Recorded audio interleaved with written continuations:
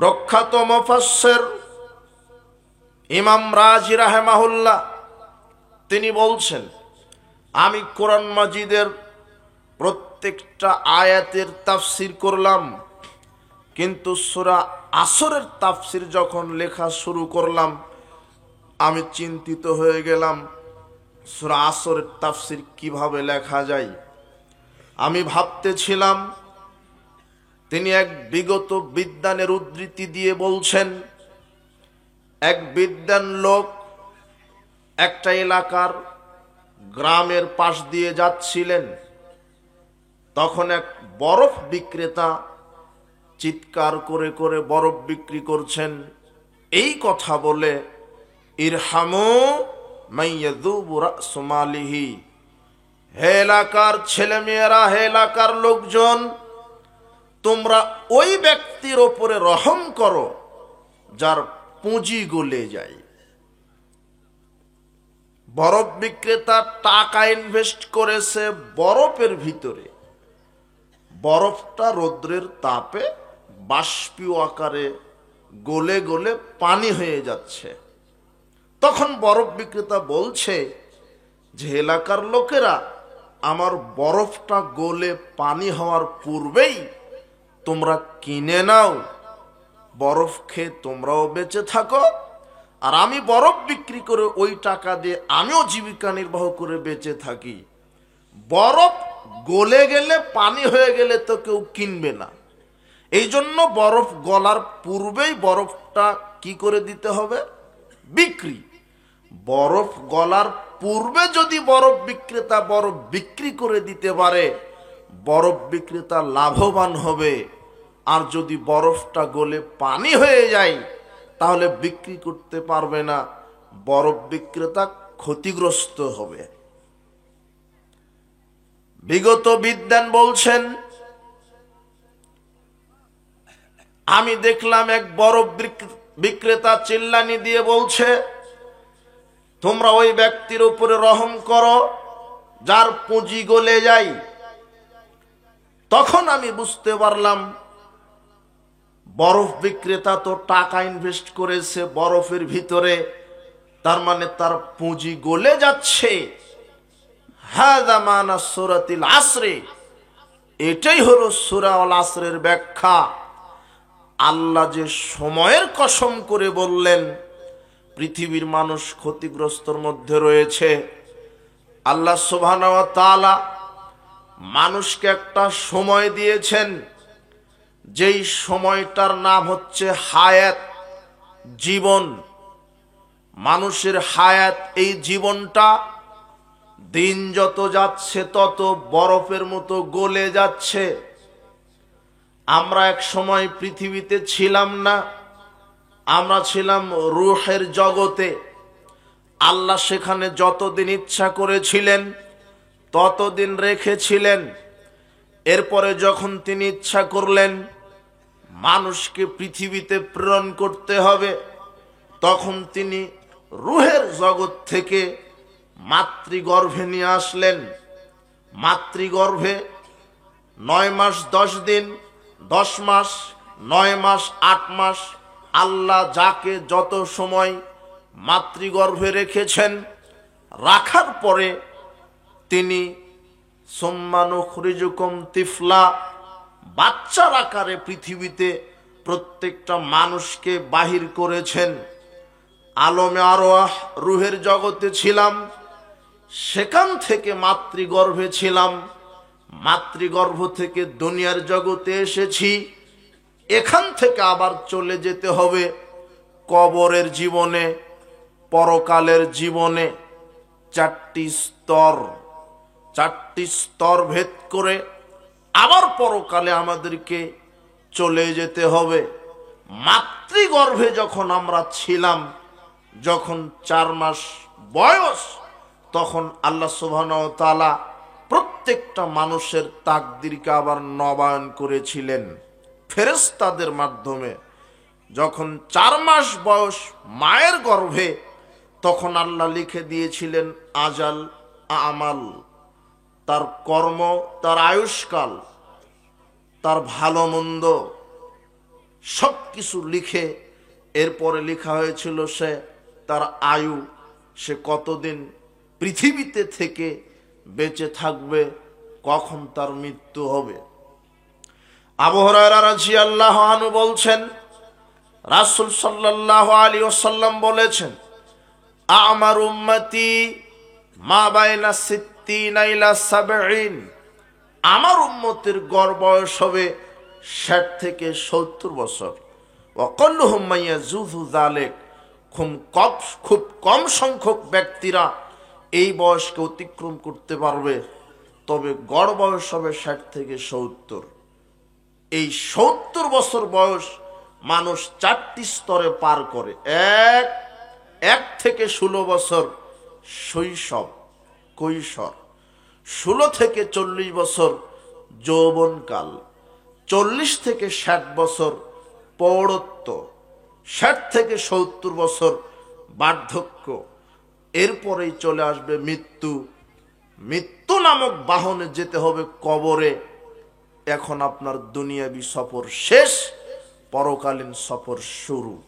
যদিও আপনি যেদিন জন্মগ্রহণ করেছেন সেদিন মারা যেতে পারেন, কিন্তু মুহাম্মদ সাল্লাল্লাহু আলাইহি ওয়াসাল্লাম বলছেন মানুষের গড় বয়স হবে ৬০ থেকে ৭০।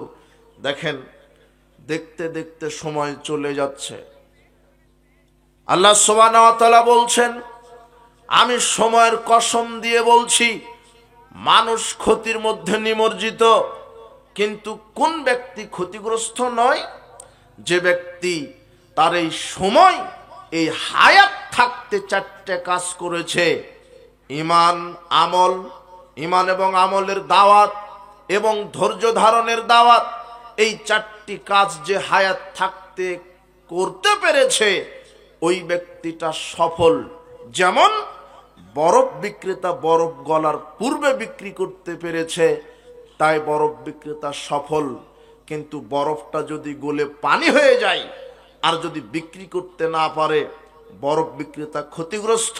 ঠিক আমার হায়াত দিন দিন গলে যাচ্ছে, কিন্তু আমি যদি ঈমান আমল করতে না পারি, আমার হায়াতটাই গলে গেল, আমিও ক্ষতিগ্রস্ত। এ কথা আল্লাহ নিজে তার বান্দা বান্দিকে বোঝাচ্ছেন যে তোমাকে আমি হায়াত দিয়েছি, সময় দিয়েছি, এই সময় থাকতেই ঈমান আনয়ন করো, আমল করো, ঈমান আমলের দাওয়াত দাও, আর বিপদে ধৈর্য ধারণ করো। যাদের ভিতরে ৪টি গুণ আছে তারা ক্ষতিগ্রস্ত নয়। আল্লাহ সুবহানাহু ওয়া তাআলা সময়ের কসম খেয়ে ৪টি বৈশিষ্ট্যের কথা মানব জাতিকে জানিয়ে দিলেন। আর মানব জাতির জীবনে সবচেয়ে গুরুত্বপূর্ণ সময় হচ্ছে যৌবনকাল। যৌবনকালকে যারা মূল্যায়ন করতে পারে, এদের প্রতি আল্লাহ খাস রহমত বরকত নাজিল করেন। আবু হুরায়রা রাদিয়াল্লাহু আনহু বলছেন, রাসূল সাল্লাল্লাহু আলাইহি ওয়াসাল্লাম বলেছেন, সাবআতুন ইউযিল্লুহুমুল্লাহু ফি যিল্লিহি ইয়াওমা লা যিল্লা ইল্লা যিল্লুহু। বিচারের মাঠে ৭ শ্রেণীর মানুষকে আল্লাহ আরশের বিশেষ ছায়ায় জায়গা দান করবেন, যেই দিন তার ছায়া ব্যতীত কোনো ছায়া থাকবে না। যেই দিন সূর্য মানুষের মাথার ১ মাইল উপরে থাকবে, সূর্যের তাপে মানুষের মাথার চাঁদি টকবক করে ফুটতে থাকবে। কারো ঘাম হবে টাকনু পর্যন্ত, কারো শরীরের ঘাম হবে হাঁটু পর্যন্ত, কারো শরীরের ঘাম হবে কোমর পর্যন্ত, কারো শরীরের ঘাম হবে কাঁধ পর্যন্ত, কারো শরীরের ঘাম হবে কানের লতি পর্যন্ত। মানুষ তার শরীরের ঘামে সাঁতরাবে, সাঁতার কাটবে। সূর্যের তাপে মানুষের মাথার মগজ টকবক করতে থাকবে। ওই সময় কোনো ছায়া থাকবে না, আল্লাহর বিশেষ একটা ছায়া থাকবে, যেটা হলো আরশের ছায়া, বিশেষ ছায়া। ওই ছায়াতে ৭ শ্রেণীর মানুষকে আল্লাহ জায়গা করে দিবেন। ১, ইমামুন আদেল, ন্যায়পরায়ণ নেতা। ন্যায়পরায়ণ নেতা, আপনি পরিবারের নেতা, আপনি সমাজের নেতা, আপনি রাষ্ট্রের নেতা। পরিবার যদি কোরআন হাদিসের আলোকে আপনি পরিচালনা করতে পারেন, আপনি অভিভাবক, আপনি পিতা, আপনি পরিবারের কর্তা। তার মানে আপনি পরিবারের দায়িত্বশীল। ছেলে, মেয়ে, স্ত্রীকে কোরআন হাদিসের ওপরে আপনাকে পরিচালিত করতে হবে। আপনি মুসলিম, আপনার ছেলে মেয়েকে যে কোনো মূল্যে 5 ওয়াক্ত সালাত আদায়কারী হিসেবে প্রতিষ্ঠিত করতে হবে। আপনি মুসলিম, আপনার স্ত্রীকে যে কোনো মূল্যে পর্দায় রাখতে হবে।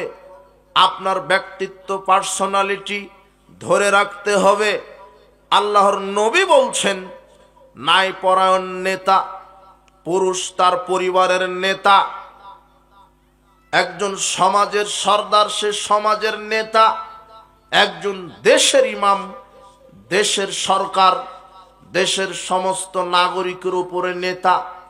দেশের সরকার যদি কোরআন হাদিস অনুযায়ী দেশের মানুষকে না চালায়, সে বিচারের মাঠে আল্লাহর ছায়া থেকে বঞ্চিত হবে, পরিণাম জাহান্নাম হবে। সমাজের নেতা, ইউনিয়নের নেতা, জেলা উপজেলার নেতা, এরা যদি কোরআন হাদিস অনুযায়ী জনগণকে পরিচালনা না করে, এদের পরিণাম জাহান্নাম হবে। পরিবারের নেতা আপনি। আপনি যদি আপনার ছেলে মেয়ে স্ত্রীকে ইসলামী অনুশাসনের মধ্যে না রাখেন, আপনি হজ যাকাত আদায় করার পরেও জাহান্নামে যাবেন। কেন?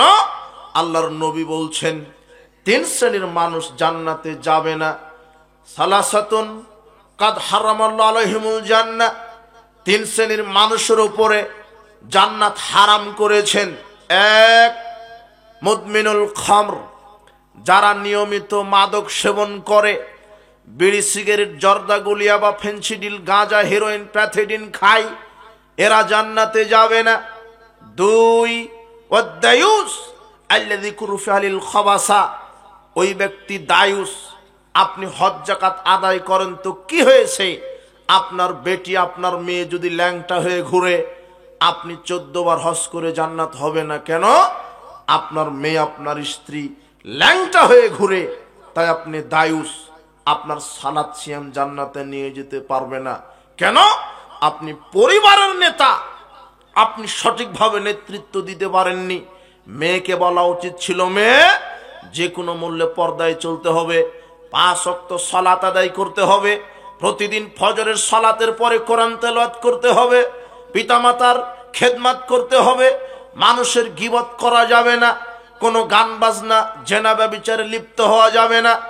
এইভাবে আপনার মেয়েকে, আপনার সন্তানকে শিষ্টাচার শিক্ষা দেওয়া উচিত ছিল। আম্মু ঘুমানোর সময় ওযু করে আল্লাহুম্মা বিসমিকা আমুতু আহিয়া এই বলে ঘুমাতে হবে। ঘুম থেকে উঠতে হবে দোয়া বলে। খাওয়ার শুরুতে বিসমিল্লাহ বলতে হবে, খাওয়া শেষে আলহামদুলিল্লাহ বলতে হবে, পেশাব পায়খানায় দোয়া বলতে হবে। এইভাবে আপনার মেয়েকে, আপনার সন্তানকে শিষ্টাচার শেখানো উচিত ছিল। কেন? আপনি পরিবারের নেতা। কিন্তু আপনি যখন আপনার পরিবারের সঠিকভাবে নেতৃত্ব দিতে পারবেন না, আপনার ছেলে, আপনার মেয়ে, আপনার স্ত্রী যখন এইভাবে শরীয়ত লঙ্ঘিত কাজ করে চলবে, ওই সময় যদি আপনি কিছু না বলেন, ভালো কাজের আদেশ না করেন, মন্দ কাজের নিষেধ যদি না করেন, তাহলে আপনার হজ যাকাত আদায় করেও জান্নাত হবে না। আল্লাহর নবী বলছেন, 7 শ্রেণীর মানুষ আরশের নিচে জায়গা পাবে। তার 1, যারা ন্যায়পরায়ণ নেতা। পরিবারের নেতা আপনি, সমাজের নেতা আপনি, রাষ্ট্রের নেতা আপনি। আপনি যদি আপনার অধীনস্থ কর্মচারীদেরকে কোরআন এবং সহিহ হাদিসের আলোকে পরিচালনা করতে পারেন, আল্লাহ আপনাকে আরশের নিচে জায়গা দিয়ে জান্নাতুল ফেরদাউস দান করবেন। 2 শ্রেণীর মানুষ কারা? দ্বিতীয় শ্রেণী। 7 শ্রেণীর মধ্যে 1, ন্যায়পরায়ণ নেতা। দ্বিতীয় শ্রেণী কারা? ওয়াশাবুন নাশা ফি ইবাদাতিল্লাহ, ওই যুবক ওই যুবতী, ওই যুবক, ওই যুবতী যারা তাদের যৌবনকালকে 5 ওয়াক্ত সালাত মসজিদে গিয়ে আদায় করেছে, রমাদানে সিয়াম পালন করেছে, প্যান্টটা টাকনোর উপরে উঠিয়েছে, দাড়িটা ছেড়ে দিয়েছে। ওই যুবতী যে শালীন ঢিলা ঢালা বুরখা পরে নিজের ইজ্জত আবরুকে ঢেকে রেখেছে, নগ্নতাকে মেনে নেয়নি, গান বাজনা শ্রবণ করেনি, জুয়া লটারিতে অংশগ্রহণ করেনি, মাদক সেবন করেনি, যারা যুবক যুবতী বয়সে আল্লাহর বিধানকে মেনে তাদের যৌবনকালকে ক্ষয় করেছে, আল্লাহ তাদেরকে আরশের নিচে জায়গা করে জান্নাতুল ফেরদাউস দান করবেন। রাজুলুন কলবুহু মুআল্লাকুন ফিল মাসাজিদ, তৃতীয় শ্রেণীর মানুষ যাদেরকে আল্লাহ আরশের নিচে জায়গা করে দিবেন। তৃতীয় শ্রেণী কারা? যারা মসজিদের সাথে সম্পৃক্ত ছিল, 5 ওয়াক্ত সালাত আউয়াল ওয়াক্তে মসজিদে গিয়ে জামাতে সালাত আদায় করেছে। ইযা খরাজা মিনহু হাত্তা ইয়াউদা ইলাইহি, মসজিদ থেকে 1 ওয়াক্ত সালাত আদায় করে বের হয়, আবার নিয়ত করে কখন ফজরের আজান হবে, কখন জোহরের আজান হবে। আজান শোনার সাথে সাথে বাড়িতে ওযু করে সালাতের জন্য মসজিদে গমন করে। এই ব্যক্তিটাকে আল্লাহ আরশের ছায়ায় জায়গা করে দিবেন।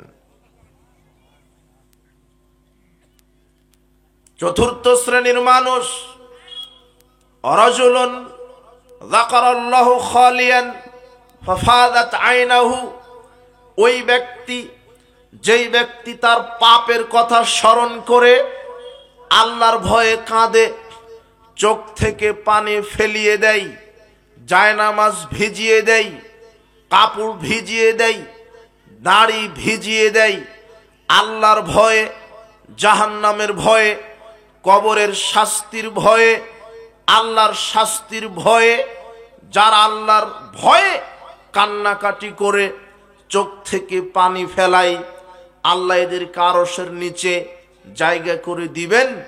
চোখ থেকে পানি ফেলানো খুব কঠিন, মানুষ খুব বেশি বেশি হাসাহাসি করে, কিন্তু মানুষ কান্নাকাটি করে না। মানুষ দুনিয়াবি খেলতামাশা নিয়ে ব্যস্ত, নগ্নতা, গান বাজনা, জুয়া লটারি, আমোদ প্রমোদ, আমোদ ফুর্তি নিয়ে ব্যস্ত, মানুষ ঠাট্টা মশকরা নিয়ে ব্যস্ত, মানুষ খেলাধুলা নিয়ে ব্যস্ত, কিন্তু মানুষ আল্লাহর ভয়ে পাপের জন্য কাঁদে না। যদি কেউ আল্লাহর ভয়ে কেঁদে চোখ থেকে পানি ফেলিয়ে দেয়, আল্লাহর নবী বলছেন আইনানে লা তামাসসুহুমান নার, 2টা চক্ষু আছে যেই চক্ষু জাহান্নামের আগুন স্পর্শ করবে না। এক, আইনুন বাকাত মিন খাশিয়াতিল্লাহ, যেই চক্ষু আল্লাহর ভয়ে কাঁদে, এই চক্ষু জাহান্নামের আগুন স্পর্শ করবে না। আইনুন বাতাত তাহরুসু ফিস সাবিলিল্লাহ, যেই চক্ষু আল্লাহর দ্বীনকে পাহারা দেয়, এই চক্ষু জাহান্নামের আগুন স্পর্শ করবে না। আবু হুরায়রা রাদিয়াল্লাহু আনহু বলছেন, রাসূল সাল্লাল্লাহু আলাইহি ওয়াসাল্লাম বলেছেন, লা ইয়ালিজুন নারা রাজুলুন, ওই ব্যক্তি জাহান্নামে যাবে না, বাকাত মিন খাশিয়াতিল্লাহ, যেই ব্যক্তি আল্লাহর ভয়ে কাঁদে, হাত্তা ইয়াদাল্লাবানু ফিজ জারঈ, যে ব্যক্তি আল্লাহর ভয়ে কেঁদে চোখ থেকে পানি 1 ফোঁটা ফেলতে পারে, দুধের গাভীর বাট থেকে দুধ বাহির করে ওই দুধ গাভীর বাটে ঢুকানো যেমন অসম্ভব, যা আল্লাহর ভয়ে, পরকালের ভয়ে, কিয়ামতের ভয়ে, কবরের ভয়ে, জাহান্নামের ভয়ে চোখ থেকে 1 ফোঁটা পানি জমিনে ফেলে দিতে পারে, ওই ব্যক্তির জাহান্নামে যাওয়া ওই রকম অসম্ভব। যে কোনো মূল্যে করে বেশি। 5ম শ্রেণীর মানুষ যাদেরকে আল্লাহ আরশের নিচে জায়গা দিবেন, রাজুলুন ওয়া রাজুলানে তাহাব্বান ফিল্লাহি ইসতামা আলাইহি ওয়া তাফাররাকা আলাইহি, ওই 2 ব্যক্তি, ওই 2 বন্ধু যারা আল্লাহর জন্য পরস্পরকে ভালোবাসে, আল্লাহর জন্য তাদের পরস্পরের সম্পর্ক ছিন্ন করে। হে যুব সমাজ, একটু লক্ষ্য করো, তোমার ব্যাপারে গুরুত্বপূর্ণ একটি মেসেজ এই অংশে চলে এসেছে। আল্লাহর নবী বলছেন যে ওই দুই বন্ধু, ওই দুই ব্যক্তি যারা সম্পর্ক স্থাপন করে আল্লাহর জন্য, সম্পর্ককে কাট করে দেয় আল্লাহর জন্য। মানে বন্ধু আর এক বন্ধুকে এইভাবে বলবে, বন্ধু তুমি যদি আজ থেকে 5 ওয়াক্ত সালাত আদায় করো, আকীদা আমল যদি পরিশুদ্ধ করো, প্যান্টটা টাকনুর উপরে করে দাও, দাড়িটা যদি ছেড়ে দাও, বিড়ি সিগারেট খাওয়া যদি বন্ধ করো, তাহলে আমি তোমার সাথে বন্ধুত্বের সম্পর্ক ঠিক রাখবো। আর যদি তুমি 5 ওয়াক্ত সালাত আদায় না করো, দাড়িটা যদি ছেড়ে না দাও, প্যান্ট টাকনুর উপরে যদি না করো, গান বাজনা শ্রবণ যদি বাদ না দাও, জুয়া লটারি মাদক সেবন যদি বাদ না দাও, তাহলে আমি তোমার সাথে বন্ধুত্ব রাখবো না। এই কথা বলে মারা গেলে আল্লাহ তোমাকে আরশের নিচে জায়গা দিয়ে জান্নাতে প্রবেশ করাবেন। আবু হুরায়রা রাদিয়াল্লাহু আনহু বলছেন, রাসূল সাল্লাল্লাহু আলাইহি ওয়াসাল্লাম বলেছেন, আর রাজুলু আলা দীনি খালিলি।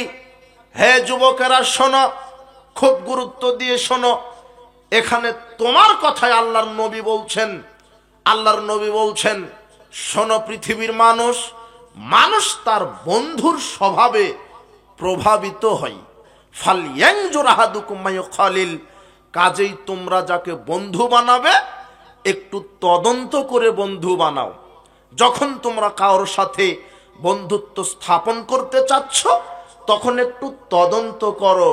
কেন? মানুষ বন্ধুর স্বভাবে প্রভাবিত হয়। মানুষ বন্ধুর স্বভাবে প্রভাবিত হয়। বন্ধু যেমন হয়, তার আরেক বন্ধু তেমন হয়। বন্ধু যদি সালাত আদায় করে, বন্ধু যদি কোরআন তেলাওয়াত করে, বন্ধু যদি সত্যবাদী হয়, তার বন্ধু সালাত আদায় করবে, তার বন্ধু সত্যবাদী হবে। কিন্তু বন্ধু যদি গাঁজা খায়, বন্ধু যদি লুচ্চামি করে, বন্ধু যদি সালাত আদায় না করে, তার বন্ধু গাঁজা খাবে, তার বন্ধু লুচ্চামি করবে। কথা বুঝেননি মনে হয়? বুঝবেন কি করে? শয়তান বুঝতে দিবে না, বাধা দিচ্ছে আপনাকে। আল্লাহর নবী বলছেন, মানুষ বন্ধুর স্বভাবে প্রভাবিত হয়।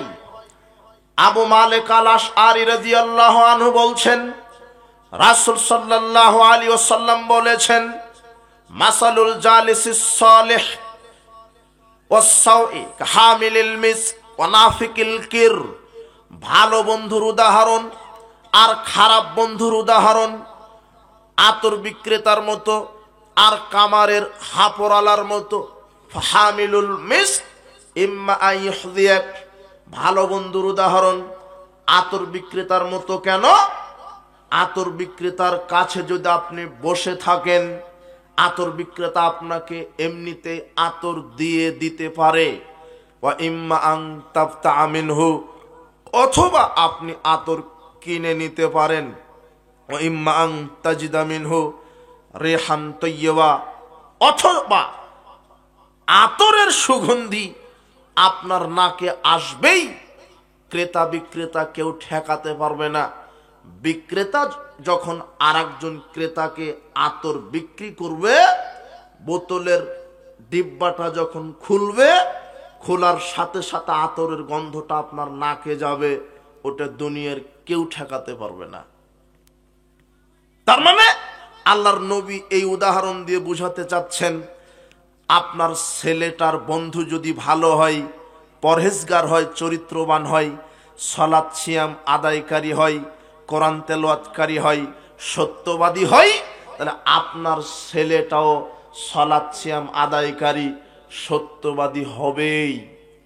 সঙ্গ দোষে লোহা ভাসে, লোহা কিন্তু পানিতে ভাসে না। পানিতে লোহা ছেড়ে দিবেন, লোহা ডুবে যাবে। কিন্তু লোহাকে যখন কাঠের সাথে লাগিয়ে পানিতে ফেলে দিবেন, কাঠ তো ভাসবে ভাসবে, লোহাকেও ভাসাবে। কাঠ তো ভাসবে, লোহাকেও ভাসাবে। তাই তো আল্লাহর নবী বলছেন, মানুষ তার বন্ধুর প্রভাবে প্রভাবিত হয়। আপনার ছেলে যদি গাঁজাখুরের সাথে ঘুরে, গাঁজাখুর তো গাঁজা খাবে খাবে, আপনার ছেলেকেও 2 পুরা গাঁজা খাইয়ে দিবে। কথা বুঝেননি মনে হয়? আপনার ছেলে যদি একজন লুচ্চা বন্ধুর সাথে ঘুরে, সে তো লুচ্চামি করবে করবে, আপনার ছেলেকে দিয়েও করাবে। সঙ্গ দোষে লোহা মাসে। ওয়ানাফিকুল কির, খারাপ বন্ধুর উদাহরণ কামারের হাপর আলার মতো। আইহুরিকা সিয়াবাক, কামারের হাপর শালায় যখন আপনি বসে থাকবেন, আগুন এসে আপনার পোশাককে জ্বালিয়ে দিবে।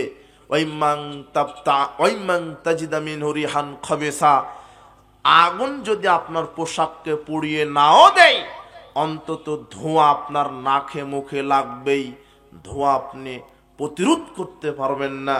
ঠিক আল্লাহর নবী বলছেন যে খারাপ বন্ধুর সাথে যদি আর একজন বন্ধু ঘুরে, তাহলে ও খারাপ হয়ে যাবে। মানুষ তার বন্ধুর প্রভাবে প্রভাবিত হয়ে থাকে। হে যুব সমাজ, তোমরা এমন কাউকে বন্ধু বানায়ো না। আল্লাহর নবী বলছেন, ওয়ালা তুসাহিব ইল্লা মুমিনান, মুমিন ছাড়া কাউকে তোমরা বন্ধু বানায়ো না।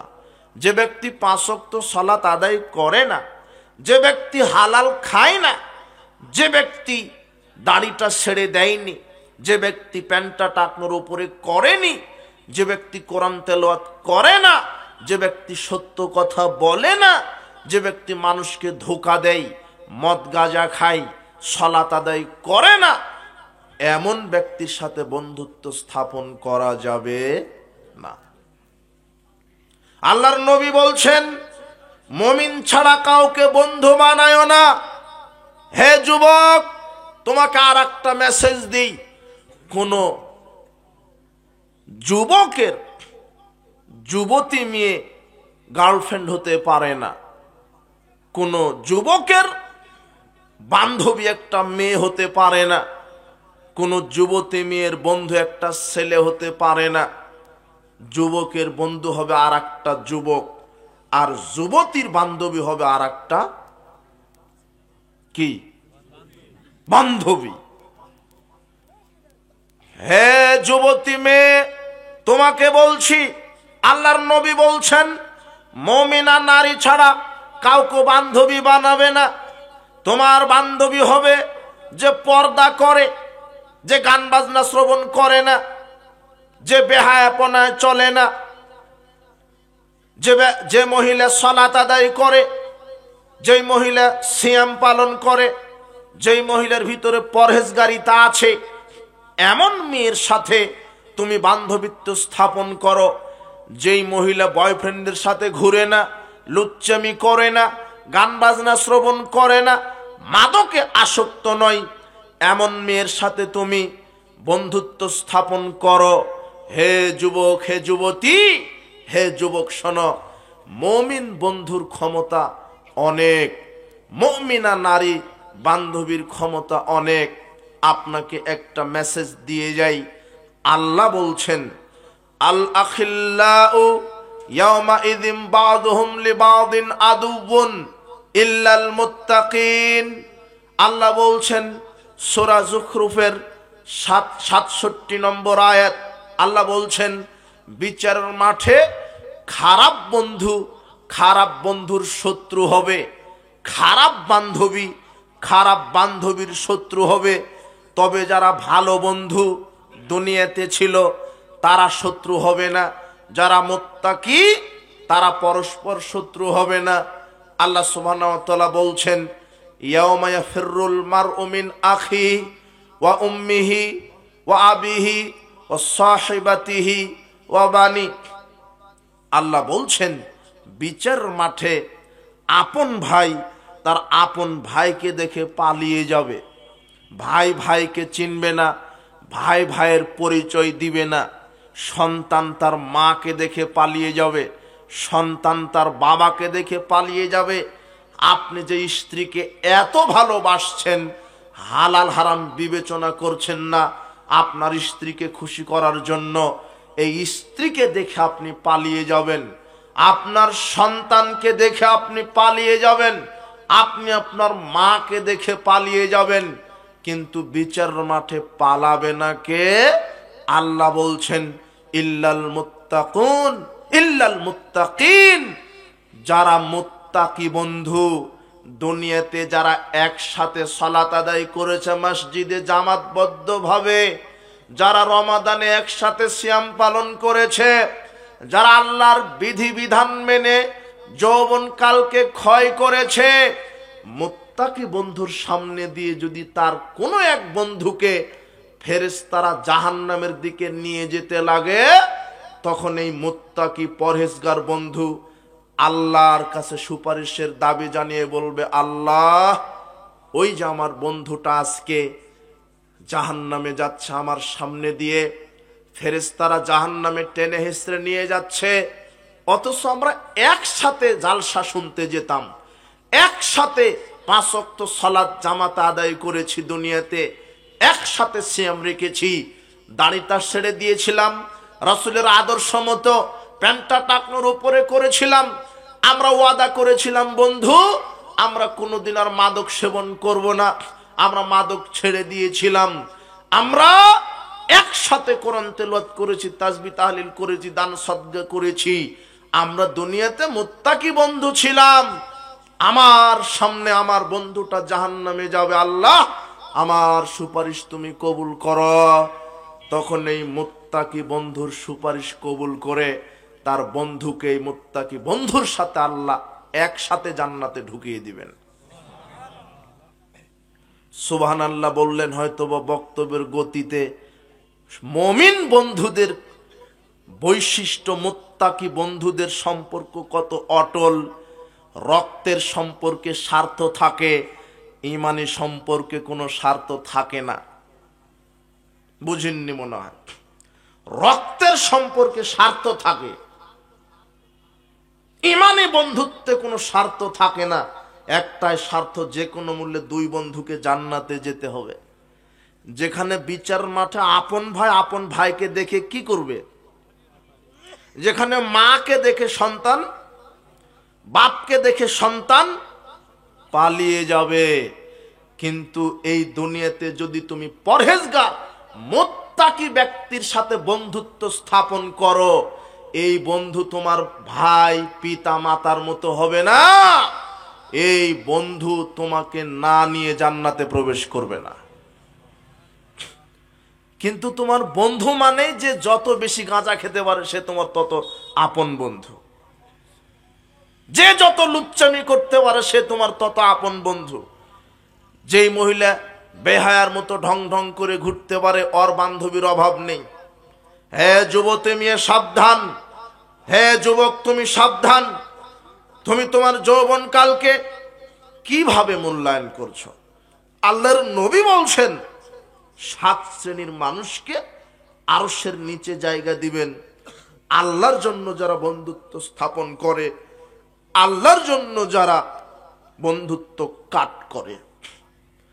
আব্দুল্লাহ ইবনে মাসউদ রাদিয়াল্লাহু আনহু বলছেন রাসূল সাল্লাল্লাহু আলাইহি ওয়াসাল্লাম বলেছেন, লা তাযালু তায়ফাতুম মিন উম্মতি। আব্দুল্লাহ ইবনে মাসউদ রাদিয়াল্লাহু আনহু বলছেন রাসূল সাল্লাল্লাহু আলাইহি ওয়াসাল্লাম বলেছেন, লা তাযালু কাদাম ইবনে আদম ইয়াউমাল কিয়ামা হাত্তা ইউসালান খামসিন। বিচারের মাঠে আদম সন্তানের পা আল্লাহ নাড়াতে দিবেন না 5টি জিজ্ঞাসা না করা পর্যন্ত। 1 আন উমরিহি, মানুষকে আল্লাহ জিজ্ঞাসা করবেন তার সারা জীবন সম্পর্কে। ফিমা আফনাহু, আপনি কিভাবে ব্যয় করেছেন। সারা জীবন আল্লাহর সামনে আপনাকে বুঝাতে হবে। ওয়াং শাবাবিহি ফিমা আবলাহু, আপনার যৌবনকাল সম্পর্কে, আপনি যৌবনকালকে কিভাবে ক্ষয় করে ফেলেছেন। ওয়ান মালিহি মিন আইনা ইকতাসাবাহু, আপনার সম্পদ কিভাবে আপনি ইনকাম করেছেন। ওয়াফিমা আনফাকাহু, আপনার সম্পদ আপনি কিভাবে ব্যয় করেছেন, ওয়ামাযা আমিলা ফিমা আলিমা, আপনার আমল জ্ঞান অনুযায়ী কত আমল করেছেন। শুধু জানলে হবে না, জানা অনুপাতে কি করতে হবে, আমল। 5টি জিজ্ঞাসা সারা জীবন বোঝাতে হবে। 2 যৌবন জীবন, যৌবনকাল বোঝাতে হবে, যুবতী কাল বোঝাতে হবে। হ্যাঁ যুবক যুবতী, তোমরা যৌবনকালে পাপকে পাপ মনে করছো না। আল্লাহ বিচার মাঠে উঠিয়ে বলবেন, ইউতাবিল আবদি ইয়াউমাল কিয়ামা, কিয়ামতের মাঠে আল্লাহ মানুষকে উঠিয়ে বলবেন, আলাম আজআল লাকা সামআন ওয়া বাসারান ওয়া ওয়ালাদান ওয়া মালান, আমি কি তোমাকে চক্ষু দিয়েছিলাম না, আমি কি তোমাকে হাত পা দিয়েছিলাম না, আমি কি তোমাকে সময় যৌবন দিয়েছিলাম না, আমি কি তোমাকে স্ত্রী ছেলে মেয়ে সম্পদ দিয়েছিলাম না। এগুলি কি কাজে ব্যয় করেছ? চোখ কি কাজে ব্যয় করেছেন? হাত কি কাজে ব্যয় করেছেন? পা কি কাজে ব্যয় করেছেন? আপনার যৌবনকাল, আপনার সম্পদ, আপনার শক্তি কি কাজে ব্যয় করেছেন? আল্লাহ বিচার মাঠে সবকিছু হিসাব নেবেন। যুবক, তুমি সচেতন হও, তুমি সতর্ক হও। তোমার হাত পা চক্ষু কর্ণকে আল্লাহ জিজ্ঞাসা করবেন। সেদিন আল্লাহ মুখকে বন্ধ করে দিবেন, হাত কথা বলবে, পা সাক্ষ্য দিবে। হাত দিয়ে কি পাপ করেছ, পা দিয়ে কি পাপ করেছ, মুখ দিয়ে জিহ্বা দিয়ে কি পাপ করেছ, লজ্জাস্থানের মাধ্যমে কি পাপ করেছ, সব টপ টপ করে কথা বলবে। সেদিন আল্লাহকে ফাঁকি দেওয়া যাবে না। সাবধান, বিচার মাঠে যৌবনকালের হিসাব দিতে হবে। বিচার মাঠে যৌবনকালের হিসাব দিতে হবে। আপনি কিভাবে যৌবনকালকে ক্ষয় করলেন? গান বাজনা শ্রবণ করে, মদ পান করে, জেনা ব্যভিচার করে, মাদক সেবন করে, জুয়া খেলে, মানুষকে পিটিয়ে আপনার যৌবনকাল যদি এইভাবে আপনি কাটিয়ে থাকেন, বিচার মাঠে পরিণাম হবে জাহান্নাম। আর যৌবনকাল যদি আল্লাহর বিধানে আপনার জীবনকে কাটিয়ে থাকেন, পরিণাম হবে জান্নাত। ফয়সালা আপনি, আপনার ভালো মন্দ আপনি নিজে বুঝেন। মানুষকে আল্লাহ বিবেক দিয়েছেন। 5টি জিজ্ঞাসা হবে, তার একটা জিজ্ঞাসা কি, যৌবনকাল। 3 নম্বর জিজ্ঞাসা, আপনার অর্থ কিভাবে ইনকাম করেছেন। সুদের টাকা, ঘুষের টাকা, দুর্নীতির টাকা, চুরি করা টাকা, আমানতের খেয়ানতের টাকা, ইয়েতিমের মাল ভক্ষণ করা, কিভাবে অর্থ ইনকাম করেন। আল্লাহর কাছে কি দিতে হবে? হিসাব। হিসাব দিতে হবে না? হবে। আবার ব্যয় বুঝাতে হবে, আপনি কোন পথে ব্যয় করেছেন। গাঁজা খেয়ে, বিড়ি সিগারেট খেয়ে, গান বাজনার আসরে, মেলা খেলায়, বিলাসিতা করে, নাকি আল্লাহ রাস্তায়। আজ মানুষ আল্লাহ রাস্তায় অর্থ দান করতে চায় না। মসজিদ মাদ্রাসায়, আল্লাহ রাস্তায়, এতিমখানায়, মুসাফির খানায় অর্থ দান করতে চায় না। বাজারে যখন যায়, 20,000 50,000 টাকা নিয়ে মার্কেট করতে যাই, 1,000 টাকা নোট 1,000 টাকার নিচে পকেট থেকে বাহির হয় না। যখন মার্কেটে যাই আর মসজিদে সালাতের সময় যখন তার সামনে দিয়ে দান বাক্স যাই, তখন 5 টাকা 10 টাকার নোট। কথা বুঝেননি?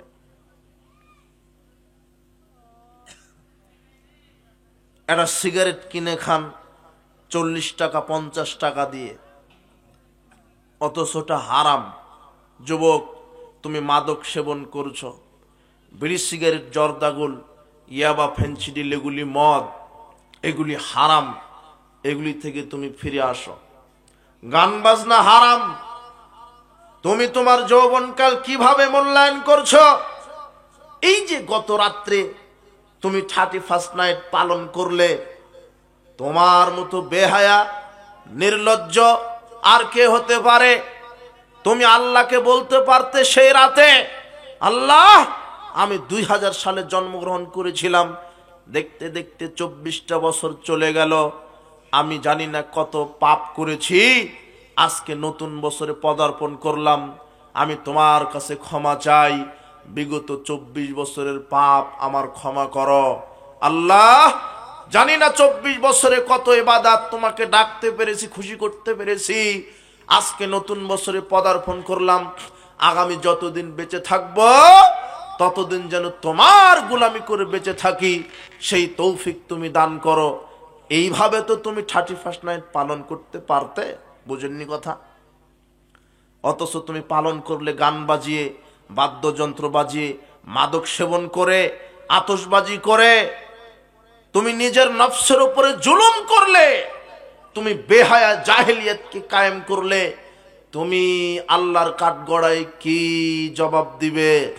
তুমি মাদকতার কাছে তোমার ইমানকে বিক্রি করেছ, তুমি একটা নগ্ন নারীর কাছে তোমার ইমানকে বিক্রি করে দিয়েছ, তুমি জুয়া খেলতে খেলতে, তাস, ছক্কা, লুডু, ক্যারাম এগুলি খেলতে খেলতে তুমি তোমার যৌবনকাল, তোমার ইমানকে বিক্রি করে দিয়েছ, তুমি সুদ ঘুষ দুর্নীতির কাছে ইমানকে তুমি বিক্রি করে দিয়েছ।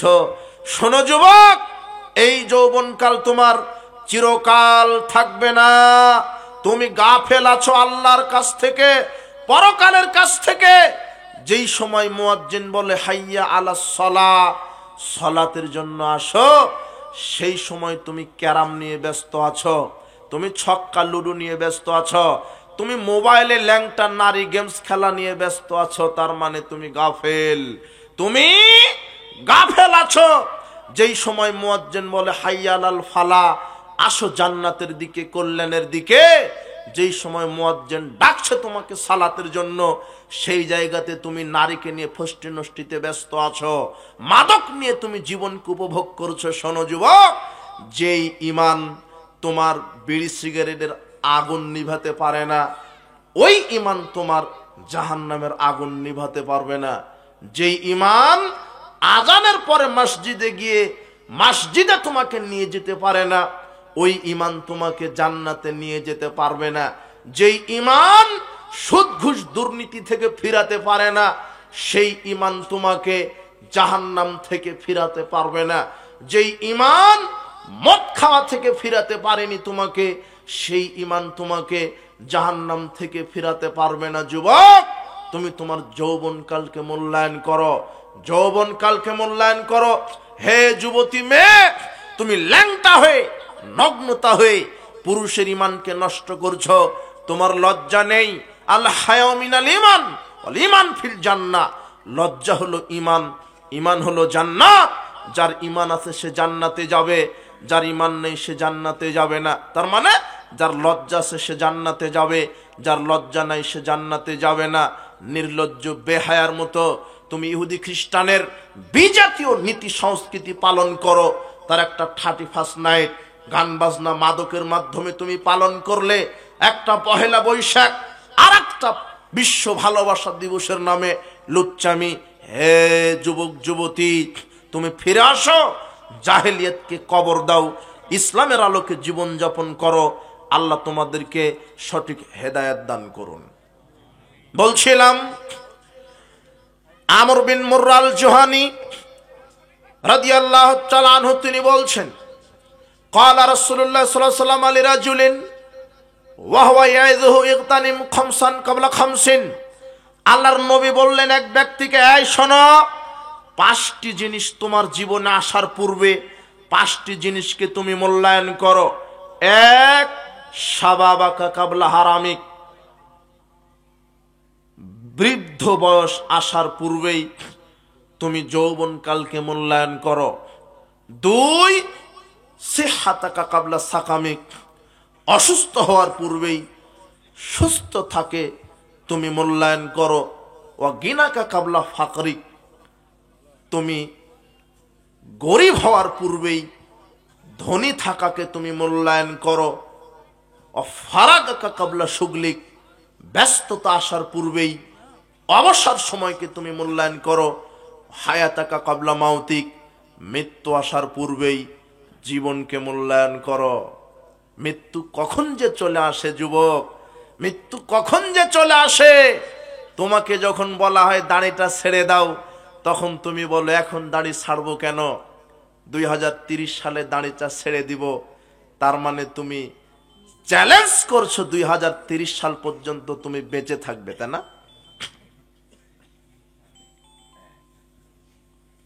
তোমাকে যখন বলা হয় মদ খাওয়া ছেড়ে দাও, বলছে আমি ছেড়ে দিব। কবে দিবে? আর 2 বছর পরে মদ খাওয়া ছেড়ে দিব। তার মানে তুমি চ্যালেঞ্জ করে ফেললে 2 বছর পর্যন্ত তুমি বেঁচে থাকবে।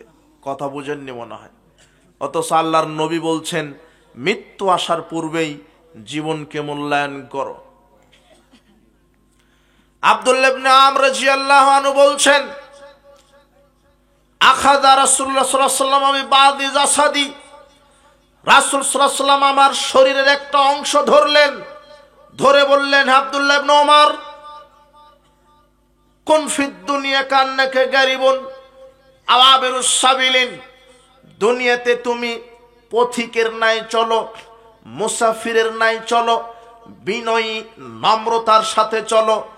উদ্দা নাফসাকা ফি আলিল কুবুর, নিজেকে সব সময় কবরবাসী মনে করো, নিজেকে সব সময় কবরবাসী মনে করো। ইজা আসবাহতা ফালা তুহাদ্দিস নাফসাকা বিল মাসায়ে, যখন সকাল করবে সন্ধ্যা পর্যন্ত বাঁচার আশা করো না। ওই আমসাইতা ফালা তুহাদ্দিস নাফসাকা বিস সাবাহ, যখন সন্ধ্যা করবে সকাল পর্যন্ত বাঁচার আশা রেখো না। খুজমিন সিহহাতিকা ক্বাবলা সাকামিক, অসুস্থ হওয়ার পূর্বেই সুস্থ থাকে মূল্যায়ন করো। ও হায়াতাকা ক্বাবলা মাউতিক, মৃত্যু আসার পূর্বে জীবনকে মূল্যায়ন করো। আপনি সকাল করেছেন, সন্ধ্যা পর্যন্ত বেঁচে থাকবেন, এই গ্যারান্টি পৃথিবীর কেউ দিতে পারে না। আল্লাহর নবী বলছেন সব সময় নিজেকে কবরবাসী মনে করতে হবে। মনে হয় এখনই মৃত্যু চলে আসবে। মৃত্যুর কথা যে বেশি বেশি স্মরণ করে তার দ্বারা কোনো পাপ হতে পারে না। হে যুবক, তুমি মনে করছো আমি যৌবনে আছি, আমি বেঁচে থাকবো অনেক বছর, জি না, তোমার এখনই মৃত্যু আসতে পারে। তুমি এইভাবে জাহেলিয়াতের যুগে চলো না। কাজেই তোমাকে বলছি যৌবন কালকে মূল্যায়ন করো। হে যুবতী মেয়ে, তুমি তোমার পেটের সন্তানকে কি জবাব দিবে? তুমি আজকে লুচ্চামি করে ঘুরছো, বয়ফ্রেন্ডের সাথে ঘুরছো, তুমি বেপর্দা হয়ে ঘুরছো, তুমি তোমার পেটের সন্তানকে কি জবাব দিবে? তোমার পেটের সন্তানও ওইভাবে লুচ্চাপনা করবে। আল্লাহর নবী বলছেন কুল্লু মাউলুদিন ইউলাদু আলাল ফিতরা, প্রত্যেকটা সন্তান ইসলামের ওপরে জন্মগ্রহণ করে। ফা আবাহু আয়ুহাব্বিদানিহি আয়ুনাসসিরানিহি আয়ুমাজ্জিসানিহি, পিতামাতা তাকে ইহুদি খ্রিস্টান বানায়, পিতামাতা তাকে বেনামাজি বানায়, পিতামাতা তাকে বিধর্মী বানায়, পিতামাতা তাকে অগ্নি পূজক বানায়, পিতামাতা তাকে মূর্তি পূজক বানায়। এ কথা আল্লাহর নবীর কথা। তার মানে বাপ যদি বেনামাজি হয় ছেলেও বেনামাজি হবে, বাপ যদি গাঁজাখুর হয় ছেলেও গাঁজাখুর হবে, মা যদি লুচ্চা হয় বেটিও লুচ্চা। কথা বুঝেননি মনে হয়। আচ্ছা, যে মেয়েটা পরকীয়া করে আর একটা পুরুষের সাথে দেহ ব্যবসা করে, ওই মেয়ের, ওই মহিলার পেটের সন্তান, তার মেয়ে যদি আর একটা বয়ফ্রেন্ডের সাথে লুচ্চামি করে, ও নিষেধ করতে পারবে? কেন? তার মাই তো আর একটা পুরুষের সাথে লুচ্চামি করে। কথা বুঝেননি মনে হয়। যেই পিতা নিজে সিগারেট খায়, গাঁজা খায়, সেই পিতা তার ছেলেকে বলতে পারবে বাবা তুমি গাঁজা খায়ো না? কেমন করে সম্ভব? কথা বুঝেননি। অথচ আপনি আপনার ছেলেকে বলছেন এই ওই যে দোকান থেকে 1 প্যাকেট সিগারেট নিয়ে আয়, এই যে 50 টাকা দিলাম 1 প্যাকেট সিগারেট নিয়ে আয়। তো ছেলে বলছে সর্বনাশ, বাপই যখন সিগারেট খায় তা আমিও খাই। 2 দিন 5 দিন নিয়ে আসতে ওই প্যাকেট থেকে একটা বাহির করে ও ধরাবে। কথা বুঝেননি কথা। বাপ, ছেলে, মেয়ে, স্ত্রী সবাই মিলে মোবাইলে অথবা টিভিতে, এখন দেখবেন ওয়ালে বড় একটা পর্দার টিভি পাওয়া যায়। ওটা কি টিভি বলে? এলইডি টিভি নাকি? দেখুন পর্দা মানে ওয়াল যত বড় তার টিভি তার ওই সমান। টিভি চলছে আর টিভিতে ল্যাংটা নারী, বাপ বসে আছে এই চেয়ারে, ছেলে বসে আছে এই চেয়ারে, ওই বেটি বসে আছে ওই চেয়ারে, আর স্ত্রী বসে আছে ওই চেয়ারে, আর চলছে ল্যাংটা নারী, ল্যাংটা সিরিয়াল। ল্যাংটা নারীকে দেখে বাপ যেই পরিকল্পনা করে, ছেলেও একই পরিকল্পনা করে। কথা বুঝেননি মনে হয়? মা যেই পরিকল্পনা করে, বেটিও একই পরিকল্পনা করে। কি শিখাচ্ছেন আপনার প্রজন্মকে? কি শিখাচ্ছেনটা কি? কোনদিন নিজের ছেলে মেয়ের সামনে ঝগড়া করবেন না। আপনার ছেলের সামনে যদি আপনার স্ত্রীকে গালি দেন, পিটান, তো ছেলে মনে করবে আমিও বিবাহ করার পরে এইভাবে আমার স্ত্রীকেও পিটাবো, গালি দিব। কথা বুঝেননি? আল্লাহর নবী বলছেন পিতামাতা সন্তানকে নষ্ট করে দেয়। বাপ যদি বেনামাজি হয়, ছেলে বেনামাজি হবে। মা যদি বেপরদায় চলে, মেয়ে বেপরদায় চলবে। সাবধান, আপনি আপনার ছেলে মেয়েকে কি শিক্ষা দিচ্ছেন? বিচার মাঠে আপনার ছেলে মেয়েকে আল্লাহ জাহান্নামে দিবেন কেন? ওরা যে গাঁজা খেয়েছে বেনামাজি, আর আপনার মেয়ে যে বেপরদায় চলেছে, এই জন্য ওদেরকে জাহান্নামে দিবেন। যখন আপনার ছেলে মেয়েকে জাহান্নামে দিবেন, তখন আপনার ছেলে মেয়েকে আল্লাহকে বলবেন, আল্লাহ আমার একটা আপিল আছে। কি আপিল? ওই যে আমার পিতামাতা আমাদেরকে ভালো কাজের আদেশও করেনি, খারাপ কাজের নিষেধও করেনি। আমাদের সামনে গাঁজা বিড়ি সিগারেট খেয়েছে, আমাদের সামনে সালাত আদায় করেনি। আমার মাটা ঢং ঢং করে পরপুরুষের সাথে চলেছে, বাজারে মার্কেট করতে গেছে, পরপুরুষের সাথে গল্প করে, দেবরের সাথে, ভাসুরের সাথে। আমাদেরকে ভালো কাজের আদেশও করেনি, মন্দ কাজের নিষেধও করেনি। আজকে যে জাহান্নামে যাচ্ছি, এই জাহান্নামে যাওয়ার কারণ আমার পিতামাতা। নাজআলহুমা তাহতা আকদামিনা লায়াকুনা মিনাল আসফালিন। আজকে আমার পিতামাতাকে নিয়ে আসেন, তাদেরকে পায়ের তলে পিষ্ট করে তারপরে জাহান্নামে যাব। তখন আপনার ছেলে মেয়েকেও জাহান্নামে দিবেন, আপনাকেও জাহান্নামে দিবেন। কেন? ওই যে আপনার মেয়েটা যে বেপরদায় চলেছে, ও তো জাহান্নামে যাচ্ছে, কিন্তু আপনার মেয়ে বেপরদায় চলার কারণে আপনি দায়ুস, আর দায়ুস জান্নাতে যেতে পারবে না। পরিবারকে ঠিক করুন, ইসলামী অনুশাসন বজায় রাখুন। আজকে অধিকাংশ পরিবার নিয়ন্ত্রণহীন, পিতামাতা অসহায়, ছেলে মেয়েকে হয় কিছু বলতে পারে না, আর তৈরি করেছেন ধনির দুলালি। একটা সন্তান নিয়ে বসে আছেন, একটা মেয়ে নিয়ে বসে আছেন। হে যুবক, তোমাদেরকে বলি, তোমরা এই জাহেলিয়াত থেকে ফিরে আসো। গান বাজনা যে শ্রবণ করবে তার পরিণাম জাহান্নাম। যে ব্যক্তি মাদক সেবন করবে তার পরিণাম জাহান্নাম। যে ব্যক্তি জেনায় লিপ্ত হবে, সুদ খাবে, ঘুষ খাবে, তার পরিণাম জাহান্নাম। যুবক, তোমার এই বেহায়া, বেলাল্লাপনা, অশ্লীলতা, জেনা ব্যভিচার থেকে ফিরে আসার প্রধান একটা মাধ্যম দ্রুত বিবাহ করে নেওয়া। কি করে নেওয়া? দ্রুত। এখানে যারা অভিভাবক আছেন তাদেরকে আমি বলবো, যারা পিতা আছেন, আপনার ছেলে মেয়ে যদি বালেগ হয়ে যায়, বিবাহ দিয়ে দিবেন। আল্লাহ আকাশ থেকে রুজি বন্টন করবেন ইনশাআল্লাহ। আল্লাহর নবী বলছেন, 3 শ্রেণীর মানুষকে সাহায্য করা আল্লাহর পক্ষ থেকে ওয়াজিব হয়ে যায়। এক, যে ব্যক্তি বিবাহ করার ইচ্ছা করেছে, ওই ব্যক্তিকে আল্লাহ নিজে সহযোগিতা করবেন।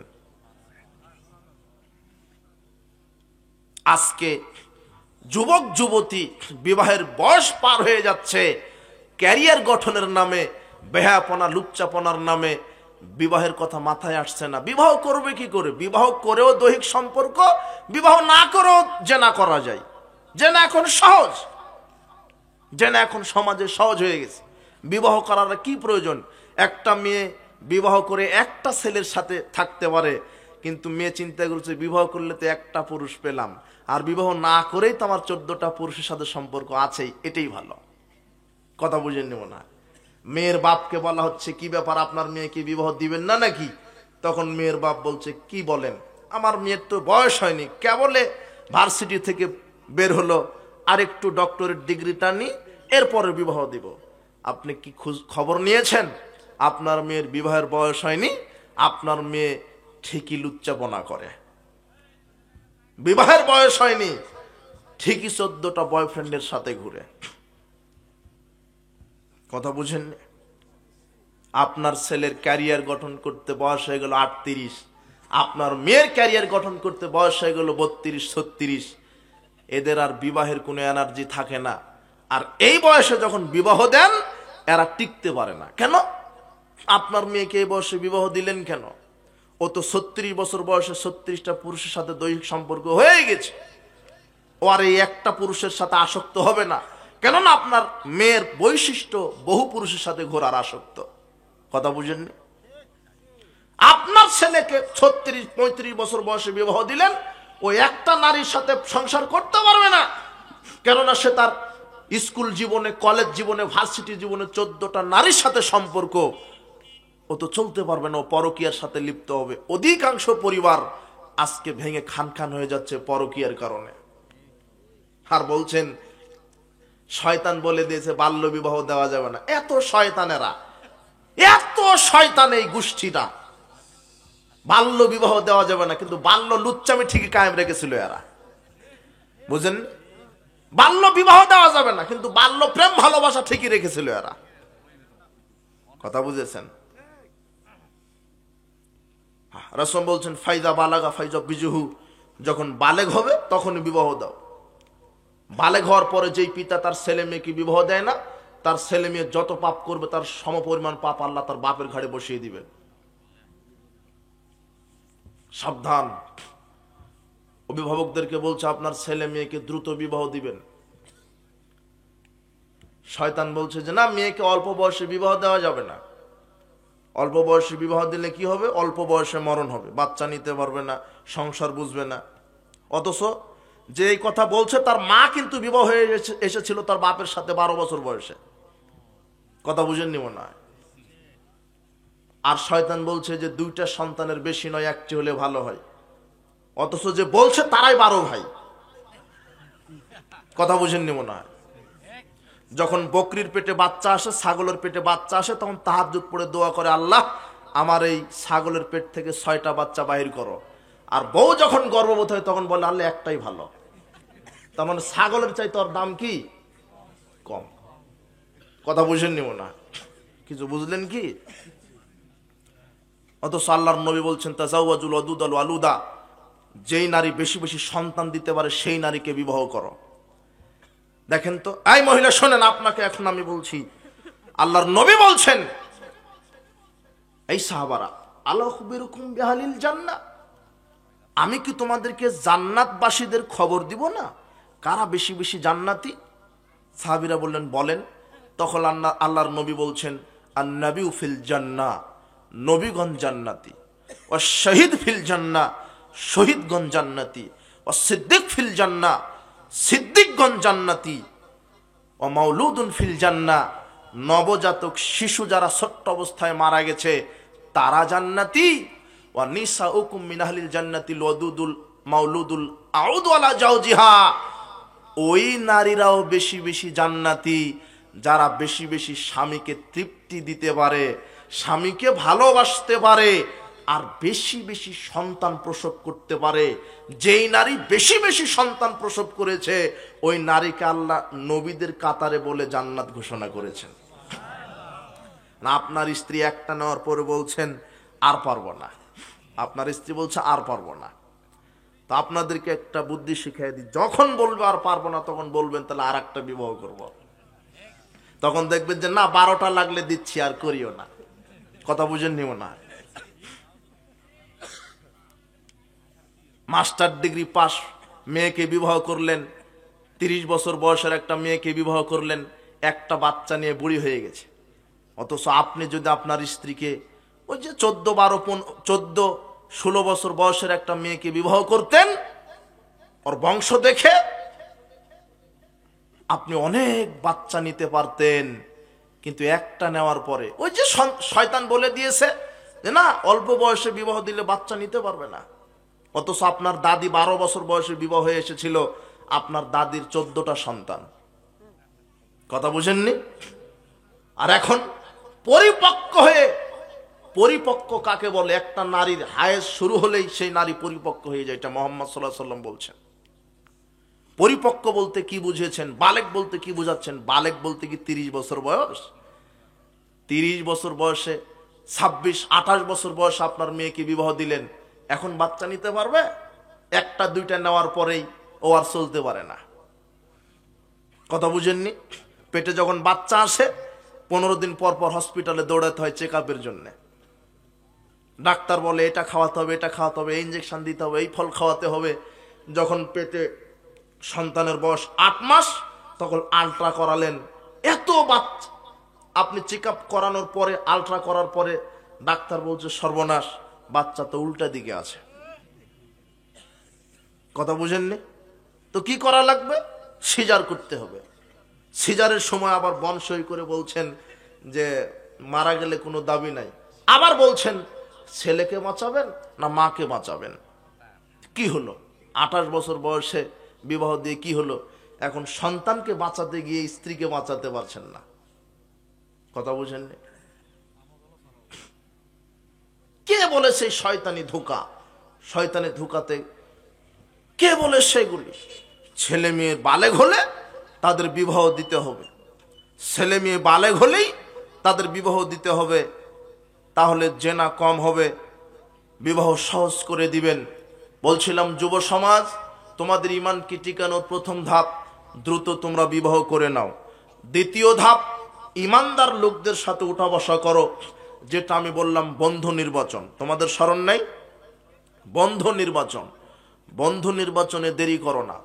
তৃতীয় ধাপ, 5 ওয়াক্ত সালাত জামাতে আদায় করবে। কিসে আদায় করবে? জামাতে। 5 ওয়াক্ত সালাত জামাতে আদায় করবে। হে যুবক, তোমাদেরকে বলে গেলাম, যে কোনো মূল্যে সালাত, 5 ওয়াক্ত সালাত জামাতে আদায় করবে, তাহলে তোমরা ঈমানকে ধরে রাখতে পারবে। জাহেলিয়াত তোমাদের ঈমানকে নষ্ট করতে পারবে না।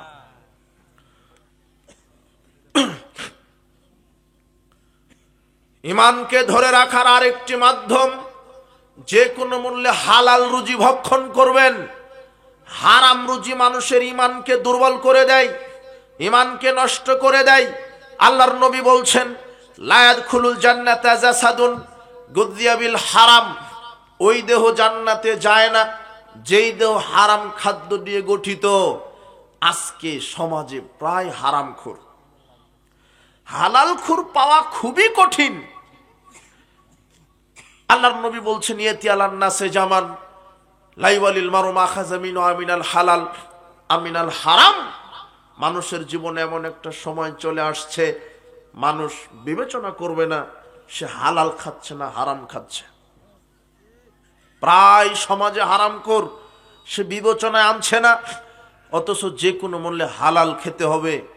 আল্লাহ সুবহানাহু ওয়া তাআলা বলছেন, ইয়া আইয়ুহান নাস কুলু মিম্মা ফিল আরদে হালালান তাইয়্যিবা। হে মানব মণ্ডলী, আমি পৃথিবীতে যে রুজি দিয়েছি তা থেকে হালাল পবিত্র বস্তু খাদ্য গ্রহণ করো। হালাল পবিত্র। কি পবিত্র? কোরআন মাজিদে শুধু হালাল খাবার খাওয়ার কথা বলা হয়নি, হালালের সাথে একটা শর্ত যুক্ত করেছেন আল্লাহ। কি? পবিত্র। আল্লাহ সুবহানাহু ওয়া তাআলা বলছেন, ইয়া আইয়ুহার রাসূল কুলু মিনাত তাইয়্যিবাত ওয়া'মালু সালিহা। হে পৃথিবীর নবী রাসূলগণ, তোমরা আমল করার পূর্বে পবিত্র খাদ্য খাও। আগে আমল না আগে পবিত্র খাবার? যদি আপনার খাবারটা অপবিত্র হয় তাহলে আমল আল্লাহ আপনার কবুল করবেন না। রাসূল সাল্লাল্লাহু আলাইহি ওয়াসাল্লাম বলছেন, শোনো সাহাবীগণ, ইন্নাল্লাহ তাইয়্যিব লা ইয়াকবালু ইল্লা তাইয়্যিবা। আল্লাহ নিজে পবিত্র, তিনি পবিত্র ছাড়া কিছু কবুল করেন না। আল্লাহর নবী বলছেন, শোনো সাহাবীগণ, একজন ব্যক্তি 2 হাত আকাশের দিকে উত্তোলন করে দোয়া করছিলেন, প্রার্থনা করছিলেন। ইয়ামুদ্দু ইয়াদাইহি ইলাস সামায়ে, 2 হাত আকাশের দিকে উত্তোলন করে ইয়া রব্বি আল্লাহকে ডাকছিলেন। আল্লাহর নবী আক্ষেপ করে বললেন, সাহাবীগণ, ওয়া মাতআমু হারামুন, তার খাদ্যদ্রব্য হারাম, ওয়া মাশরাবু হারামুন, তার পানীয় দ্রব্য হারাম, মালবাসু হারামুন, তার শরীরে পোশাক হারাম, গুদ্দিয়া বিল হারাম, তার জীবিকা নির্বাহ, তার ব্যবসা, তার গাড়ি বাড়ি হারাম। ফান্নাস্ত জাবুলি জালেক, তার দোয়া, তার ইবাদতের নেকি কি করে কবুল হবে? তার মানে আপনার বাড়িটা, আপনার গাড়িটা, আপনার ব্যবসাটা যদি হারাম হয়, তাহলে আপনার আর ইবাদত কবুল হবে না। আপনার শরীরের পোশাকটা যদি হারাম হয়, আপনার ইবাদত কবুল হবে না। আপনার পানীয়, আপনার লেবাস, আপনার গাড়ি বাড়ি, আপনার জীবিকা নির্বাহ যদি হারাম হয়, আপনার ইবাদত কবুল হবে না। অথচ আপনি হারাম খাচ্ছেন, আবার ইবাদত করছেন। আপনি মুনাফিক, আপনি মুনাফিক, আপনি মুনাফিক। আল্লাহর নবী বলছেন, ইয়াতি আলান নাসে জামান, মানুষের জীবনে একটা সময় চলে আসবে, ইস্তামিউনা ইউসাল্লুনা ফিল মাসাজিদ, মানুষ মসজিদ ভর্তি হয়ে সালাত আদায় করবে, ওয়া লাইসা ফিহি মুমিন, কিন্তু কারো ভিতরে ঈমান থাকবে না। মসজিদ ভর্তি মুসল্লি থাকবে, ভিতরে ঈমান থাকবে না, মানে হারামও খাবে, সালাত আদায় করবে। দেখবেন কত মানুষকে দেখবেন হারামখোর, 20 বছর ধরে সালাত আদায় করে, 20 বছর ধরে সুদের ব্যবসাও করে, 40 বছর ধরে তাহাজ্জুদ পড়ে, 40 বছর ধরে জর্দাও খায়, সিগারেটও খায়, বিড়িও খায়। এই যুবক শোনো, তোমার দাদি তাহাজ্জুদ পড়ে 40 বছর ধরে, কিন্তু কোনোদিন ওযু করেনি, তাহলে তাহাজ্জুদের কোনো দাম আছে? তোমার দাদা 40 বছর ধরে ফরজ সালাত আদায় করে, 40 বছর ধরে জর্দা বিড়ি সিগারেটও খায়। তোমার দাদির ওযু ছাড়া তাহাজ্জুদ যেমন, তোমার দাদার হারাম খেয়ে সালাত আদায় করা তেমন। কথা বুঝেননি? মসজিদ ভর্তি মুসল্লি, ভিতরে কি নাই? ঈমান। হারাম খাওয়া থেকে বিরত থাকবেন। প্রায় সমাজে হারামখোর, প্রায়। ব্যাংকের লোন নিয়ে গাড়ি করছেন, ব্যাংকের লোন নিয়ে বাড়ি করেছেন, ব্যাংকের লোন নিয়ে ব্যবসা করছেন। কি ব্যাংকের লোন কি এই পার্বতীপুর কি জাকাতের টাকা দেয় নাকি? হ্যাঁ, পার্বতীপুর ব্যাংক থেকে যে আপনি টাকা নেন, জাকাতের টাকা, তাই না? আপনারা বুঝছেন না, পার্বতীপুরের লোকেরা আপনার সুদ খায় না, তাই না? আর বুঝবেন কি করে? শয়তান অক্টোপাসের মতো এই সুদখুরের ব্রেনের উপরে পেশাব করে দিছে এরা। শয়তান, সুদের নাম শয়তান বলেছে, সুদ বলা যাবে না, এটা হলো ইন্টারেস্ট। আর দাড়ি টুপিওয়ালা এরা আবার বলছে না, মুনাফা। ওরা কি নাম দিয়েছে? আর মুনাফা। আর এখন ঘুষ তো মানুষ চিনে না, ঘুষের নাম হয়ে গেছে হাদিয়া অথবা সেলামি। কথা বুঝেননি? আপনি চিনবেন কি করে? শয়তান আপনাকে ধোঁকার মধ্যে ফেলে দিয়েছে। প্রায় হারামখোর, মসজিদ ভর্তি মুসল্লি থাকবে, ভিতরে ঈমান থাকবে না। মানে দেখবেন ওই যে অফিসে যে বসে আসলো ঘুষখোর, ওকে টাকা দিতে দেরি হচ্ছে, ও বলছে যে তাড়াতাড়ি দেন সেলামিটা, জামাতে যাব। কথা বুঝেননি? তাড়াতাড়ি দেন। আরে আপনার মাদ্রাসার প্রিন্সিপাল 2 বার হজ করেছে, 2 বার, 6 বার উমরা করে এসেছে, প্রতি বছর উমরাতে যায়, আর 2 বার হজ করেছে প্রিন্সিপাল। দাড়ি আছে, মেহেদি দেওয়া আছে, টুপি আছে, আলখাল্লা জুব্বা সব ঠিক আছে। এই প্রিন্সিপাল যখন শিক্ষক নিয়োগ দিতে বসেছে, তখন বলছে যে 5 লক্ষ টাকা মিষ্টি খাওয়ার জন্য দিতে হবে। অথচ প্রিন্সিপাল জামাতে সালাত আদায় করে। কথা বুঝেননি মনে হয়? এ হলো হারামখোর।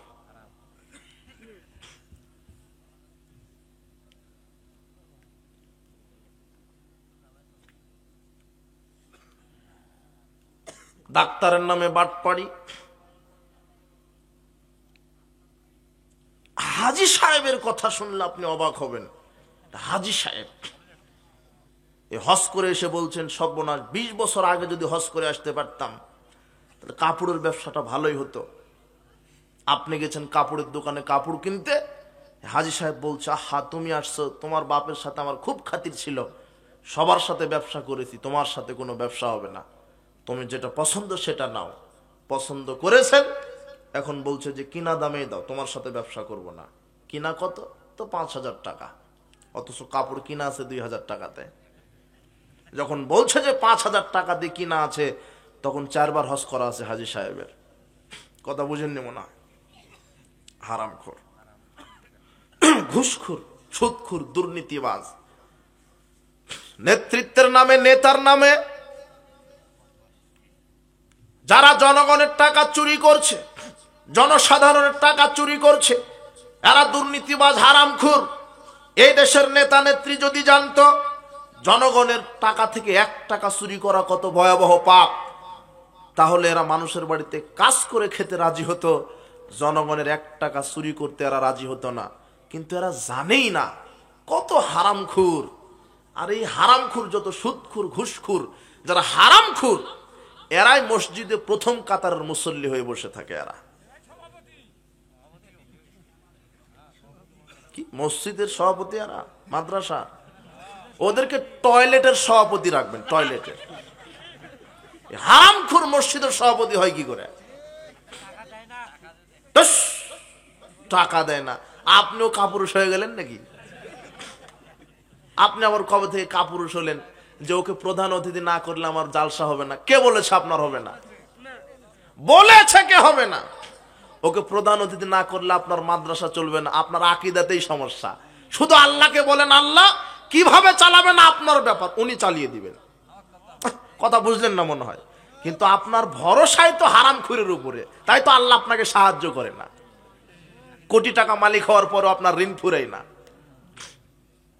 সাবধান, এই হারামখোর 2 শ্রেণীর মানুষ আছে, এদের জন্য দোয়া করা হারাম।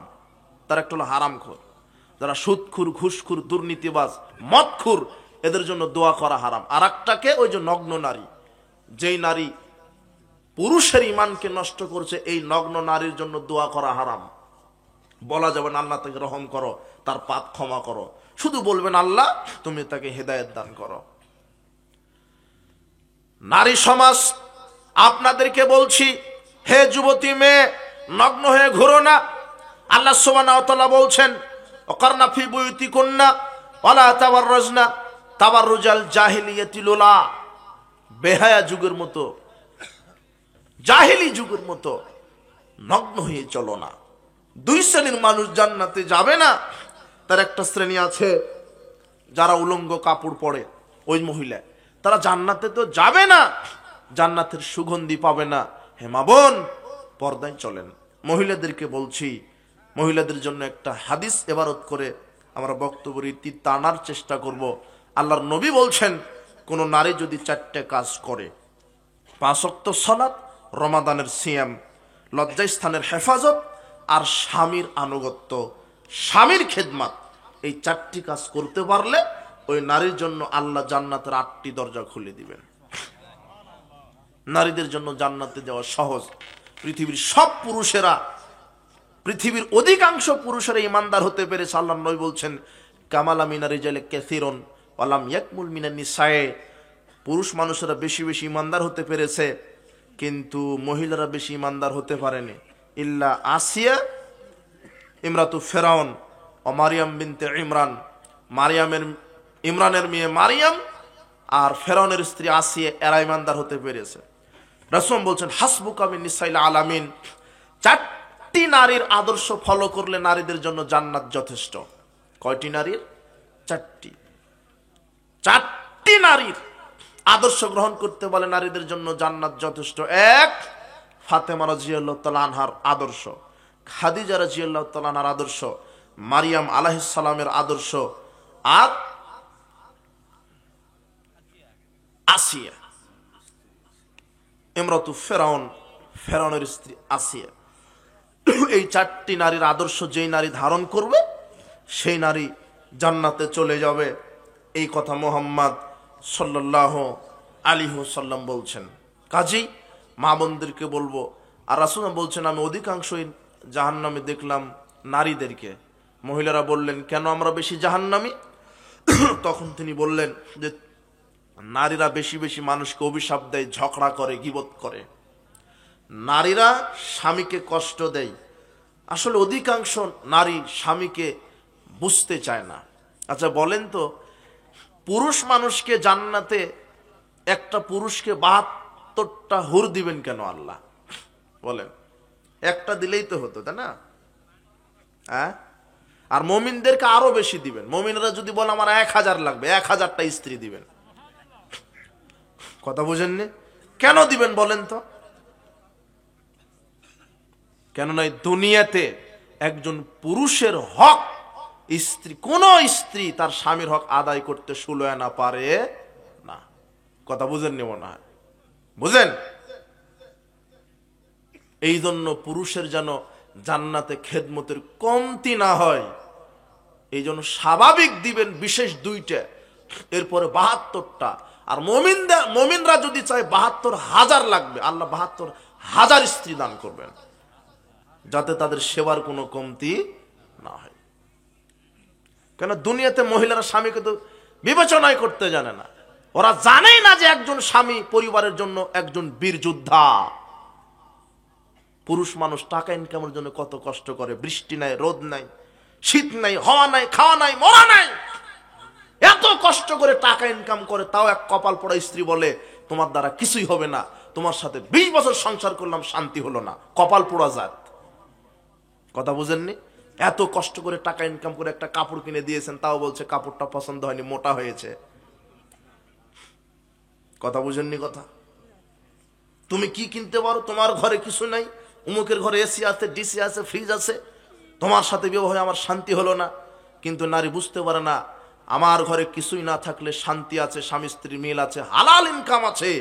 ওরা হারাম ইনকাম করে, বাড়ি গাড়ি করে, ওদের দুনিয়াতে কিছু শান্তি হলেও পরকালে শান্তি নাই। অনেক স্ত্রী ইচ্ছা করলে তার স্বামীকে ভালো করে দিতে পারে। অধিকাংশ পুরুষ মানুষ খারাপ হয় এই স্ত্রীর এই ঘুতাঘুতির কারণে। তাই বলে শুধু মা বোনদেরকে এরকম বলছি না, স্বামীর হক আছে স্ত্রীর উপরে, ঠিক স্ত্রীর হক আছে স্বামীর উপরে। স্ত্রীকে গালি দিবেন না, যত অন্যায় করুক তার ভালো কাজগুলি স্মরণ করে তাকে ক্ষমা করার চেষ্টা করবেন, তাকে নসিহত করবেন, উপদেশ দিবেন। স্ত্রীকে মারতে হয় না, আল্লাহর নবী বলছেন তোমরা স্ত্রীকে মারো না, তাদেরকে গালি দিও না, তাদেরকে নিজের বাড়িতে থাকতে দাও, তাদের হক আদায় করো। আয়েশা রাদিয়াল্লাহু তাআলা আনহা বলছেন রাসূল সাল্লাল্লাহু আলাইহি ওয়াসাল্লাম সাধারণ মানুষের মতোই আমার সংসারের কাজ করে দিতেন। বকরির দুধ দহন করতেন, ছাগলের দুধ দহন করতেন, ঘর ঝাড়ু দিতেন, কাপড় সেলাই করতেন, জুতাতে তালি লাগাতেন, আমার সাথে রান্নার কাজে সহযোগিতা করতেন। আর আপনি কিসের সহযোগিতা করা? অফিস থেকে, মাঠ থেকে এসে দেখছেন রান্নাই হয়নি, গালি শুরু করে দিলেন। রান্না হয়েছে কিন্তু তরকারিতে লবণ কম হয়েছে, গোষ্ঠী সহ গালি দিলেন। অথচ আপনাকে রান্না করতে একদিন দিলে লবণ দিতেই আপনার স্মরণ থাকবে না। কথা বুঝেননি?